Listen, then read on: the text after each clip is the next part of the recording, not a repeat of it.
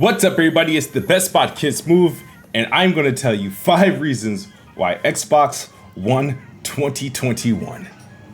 Let's get into it.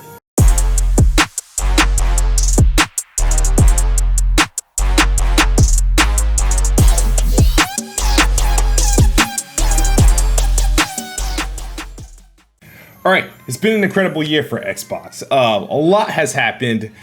We've enjoyed a lot. If you're an Xbox fan, you had a great year for many, many reasons. So let's start off 2021 of how did the steps Xbox took the win this year.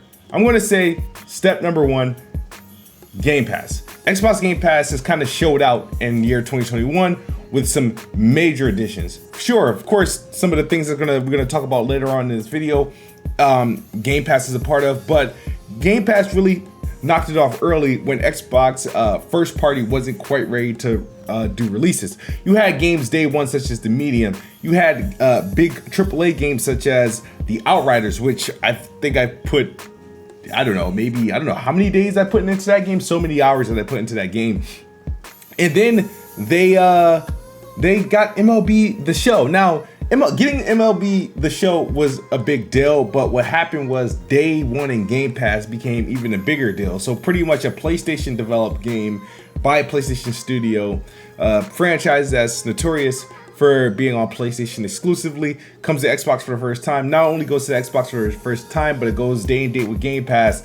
And you guys don't understand how this thing, how it looked from the outside looking in. You had the game, which was $70 on the PS5, $60 on the PS4, and then you had both versions on the Xbox consoles in Game Pass. So if you were a Series X and S customer, you got the $70 version right there in Game Pass. Sure, performance-wise, the PS5 in terms of overall performance was the better version. Go figure. But in terms of the cheapest way to get access to that game, and the only way you should have been playing that game is on Xbox. I thought that was a big move. Xbox also had some weird marketing rights for it, which kind of put the game on notice. So that was a big dub. Second reason, FPS boost.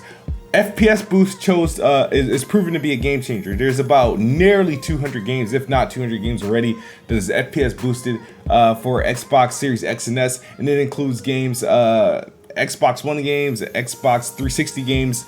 We got games literally running, games that were 30 frames per second running at 60, and games that were 60 running at 120. And it literally by itself, this feature has literally given the Xbox Series consoles the most 60 and 120 frames games on a console. It's the highest performant console of this generation so far because of this feature. I'm going back to different games that I played in the past, some games that I haven't beat because they're just performing better. Some games got resolution boosts, some games and most games got FPS boosts. It's a game changer. I'm enjoying it, and this was one of the most hyped things of the year, and I'm happy that they did it, and I hope they continue to support this. But FPS boost is such a game changer. If you have an Xbox Series console, start checking out some of those old games. We legit got free masters with this one. Another reason is games. Obviously, games. We talked about Game Pass. We talked about FPS boost and stuff. Obviously, Xbox has been clowned over the last couple of years for Xbox has no games, or the poor Metacritic scores from previous games. This year alone, Xbox has had the highest rated games all year compared to any other publisher. Xbox has won more Game of the Year awards than any other publisher this year. They led the Keighley Awards with 21 nominations.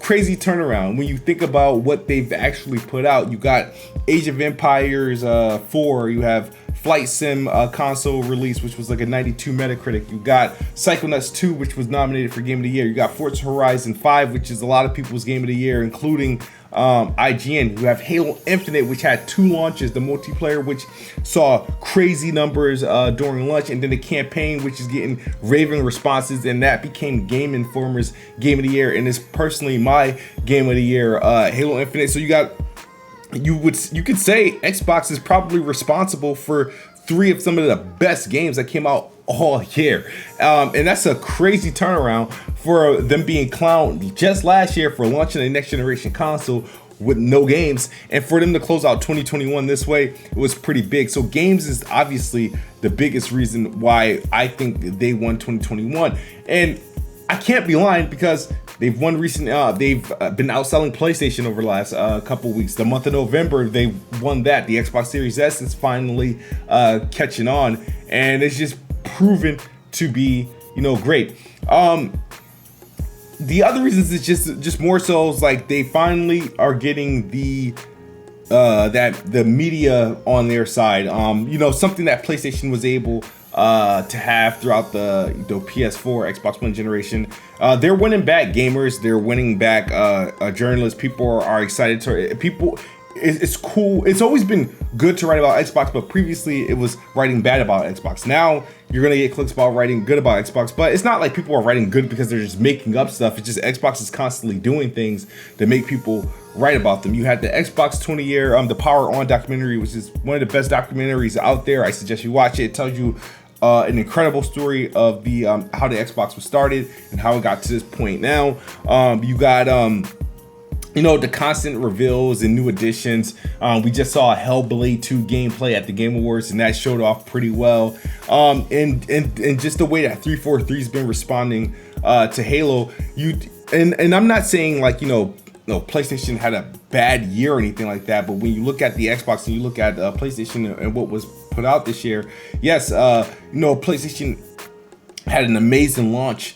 And then the next year, the go into 2021, they gave us things like Returnal, Ratchet and Clank, and then Deathloop, which is now it's pretty much an Xbox game now, but pretty much carry them. But the thing is, they didn't have their God of War. There was no Horizon Zero Dawn, no Last of Us this year, and pretty much what carried PlayStation is re-releases of highly rated PlayStation 4 games like the Ghost of Tsushima re-release, the Death Stranding re-release. Those were pretty much things that try to help carry the PlayStation 5 with releases this year. And I think, there was a lot of games that released, but honestly, I wasn't really all that quite intrigued. I just think the games that Xbox put out this year were, to me, just better games than what PlayStation had put out this year. And I say this to say this, Deathloop was in my top 10 games of the year as a PlayStation exclusive, and I'm looking forward to playing on Xbox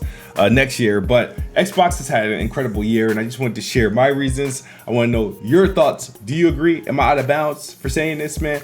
Let me know your thoughts. Comment in the comment section below.